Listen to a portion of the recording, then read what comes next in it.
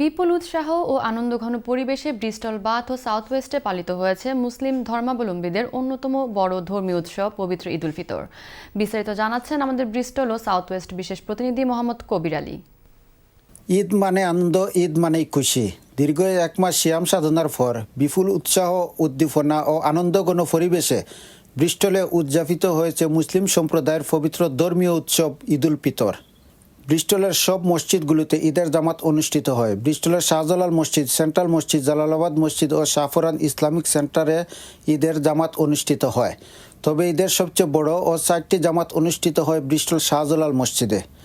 মসজিদের ভিতরে জায়গার সংকুলন না হওয়ায় মসজিদের বাইরে খোলা আকাশের নিচে শত শত মুসল্লি প্রতিটা জামাতে অংশগ্রহণ করেন। এদিকে খাদিজা সেন্টারে বিপুল সংখ্যক মহিলারা প্রতিটি জামাতে অংশগ্রহণ করেন। ভিতরে জায়গা না হওয়ায় বাহিরে খোলা আকাশের নিচেও মহিলারা ঈদের নামাজ আদায় করেন। ব্রিস্টল শাহজালাল মসজিদের ইমাম ও খতিব হাফিজ মাওলানা আজিজুর রহমান খান প্রধান জামাতে ইমামতি করেন এবং অন্যান্য জামাতেও ভিন্ন ভিন্ন ইমামরা ইমামতি করেন।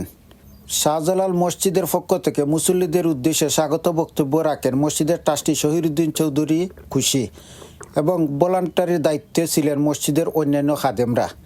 জামাত শেষে প্রবাসীরা একে অপরের সঙ্গে ঈদের শুভেচ্ছা বিনিময় করেন, মঙ্গল কামনা করেন জাতি, ধর্ম, বর্ণ নির্বিশেষে দেশবাসী সহ সর্বস্তরের প্রবাসীদের জন্য। ব্রিস্টল থেকে মোহাম্মদ কবির আলী, চ্যানেল এস নিউজ।